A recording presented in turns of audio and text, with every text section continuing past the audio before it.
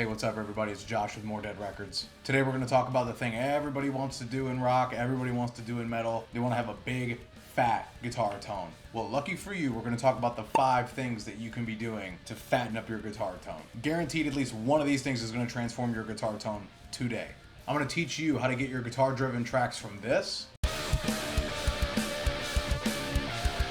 all the way to this.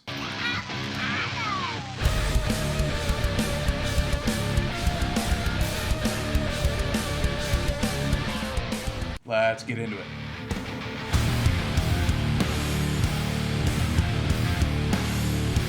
Let's get some things out of the way. Here's some things that we're not going to be talking about today. Tuning, intonation, how to play your guitar, the type of guitar that you're using, the plugins that you're using, the amps that you're miking, or how loud things are. As some ground rule concrete knowledge, you have to tune your guitar, you have to play in time, you have to write your parts. This is just how to elevate it. Some of this is going to seem pretty beginner. Some of this you might have never heard before. So right here I have a track I put together, and obviously it's in its final stages right now. It's already been mixed. It's very short. So you're sitting down, you're playing guitar, you come up with a riff, you love it.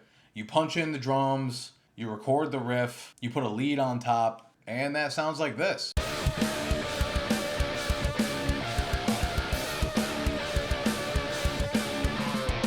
But it's not big enough, it's not fat enough. The first thing that we're gonna do, what every great rock and metal production does, pan guitars. So right now we have a single guitar take. And it's not the worst take, it's not the best take in the world, but it gets the point across.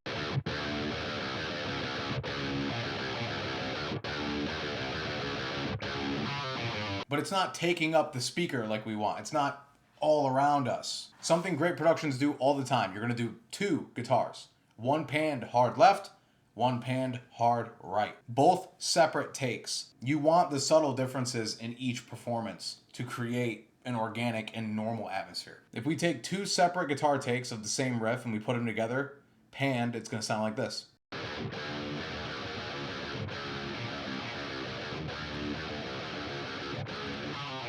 See, that sounds a lot better than this.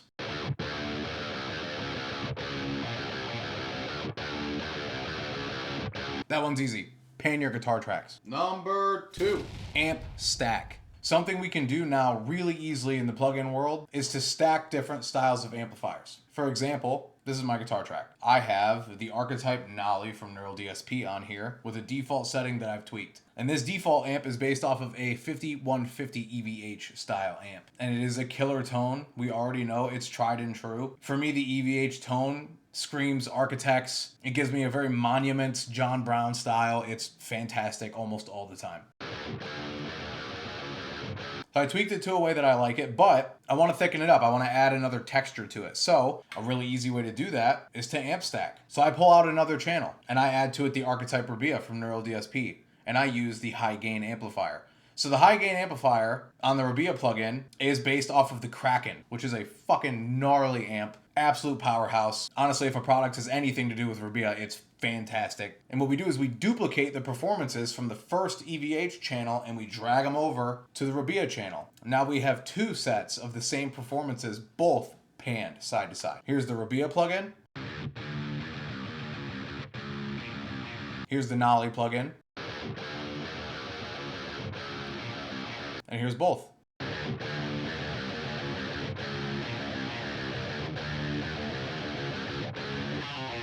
Now that might not seem like it's doing a lot, but the texture stacks up. Let's listen to just the Nolly plugin with our lead, with our drums, and then add in our Rabia plugin.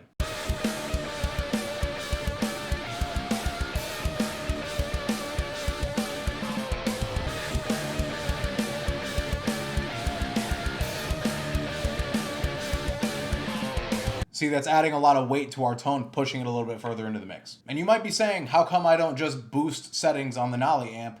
Or how come I don't just go in and push the bass with EQ or some compression saturation EQ combo after the fact? The reason is because sometimes we're not trying to have to fix it later.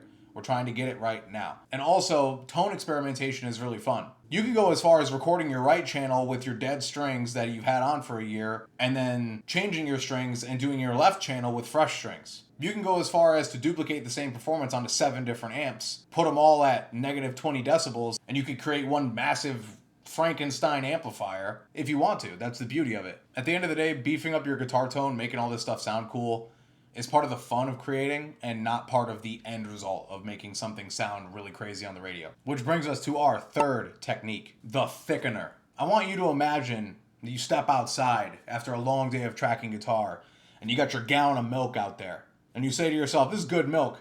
It'd be better if it was thick. So you let it sit on the porch for 13 days. It curdles up. It gets all thick. It gets all evil. You wouldn't go anywhere near it. You wouldn't drink it. It's just disgusting. That's what we're going to do to our guitar tone. This is one of my personal favorite things to do with guitar tone, and some of you guys are not going to be cool with it, and you're about to see why. So far, we've panned our guitars right and left. We've duplicated them onto a separate amp that complements our original tone. And now we need to add the thickener. We're going to take a third performance of that riff, pan it right down the center. We're going to pull up an instance of the plugin or use guitar pedals depending on how you're recording. We're going to use some form of a transpose pedal, a transpose function, or an octave pedal to provide this tone.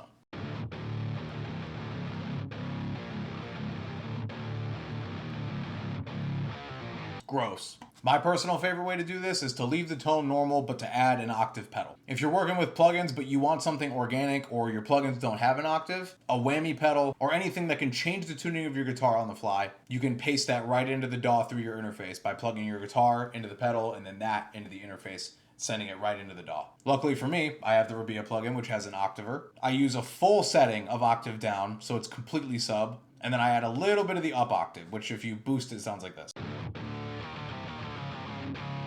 Kind of sounds a little bit arcade for me, but it's killer. So now that we have our tone, we want to blend that into the mix. We have our panned 5150. We stack on the Rabia Kraken amp. We add the thickener.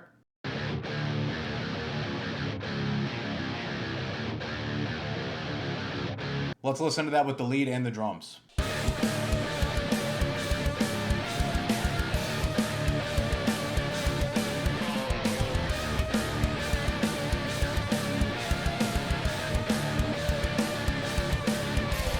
We've come a long way so far. It's time for number 4. Those of you who are mad at me about the thickener are about to feel a lot better. This is going to be a little off topic, but it's a bare reality that we have to face. If you grew up a bedroom guitar player or you aspire to have the sound of the 2000s at your fingertips, you were probably a lot like me. You had a Spider 4, you turned it to insane mode, you took all of the mids out, added all of the bass and all of the treble, and you went wild, thinking that all you needed was a drummer and a singer and you were good to go. Wrong. Guess what you need? One of these.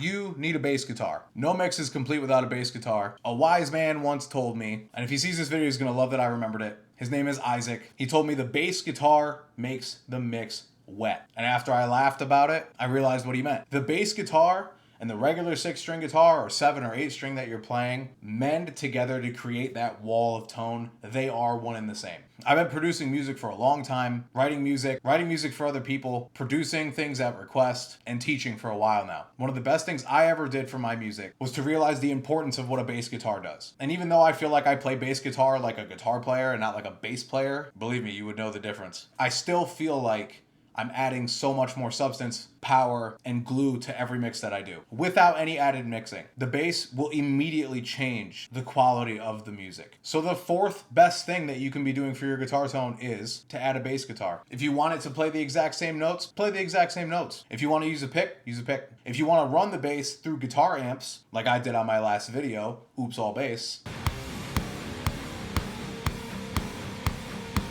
you can do that. Let's go back to our core guitar tone. Let's take our favorite bass amp or plugin or whatever and throw the bass line in.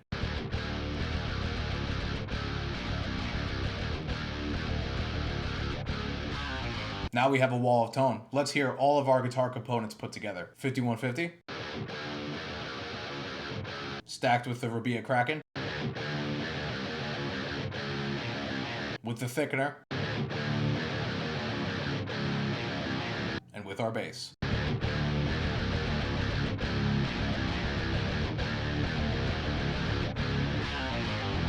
No, that's fat. And you might be wondering, what is the magical fifth thing that we do to get this guitar tone to the moon? It's easy, but no one wants to hear it. You gotta mix. You gotta make everything love each other. You have to add unity to the song. You have to work on the drums. You have to polish the bass. You have to change the lead. You have to use buses. You have to use compression. You have to use saturation. You gotta EQ. You have to educate yourself. Mix that bad boy and get it to sound massive. Good tone can only get you so far. Let's hear everything we've done put together with no extra mixing.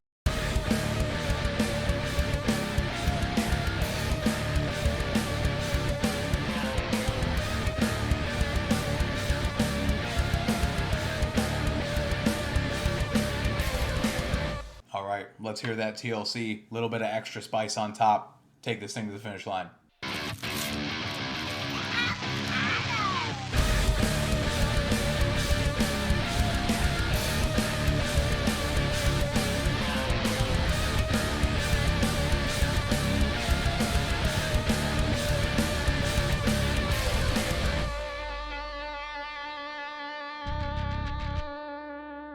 Makes a big difference. All right, I hope you found this video helpful. I hope there was something in here that you haven't been doing that you might go try. If you have any questions on how to execute something that we talked about today, but in a different genre, in a different setting, with different tones, comment. Subscribe to MoreDeadRecords right here for more info. You can DM me on Instagram. I teach one-on-one. And I think if you stick around here on the channel, we can make that music together, get it to sound great, and start pumping out stuff that you really want to make.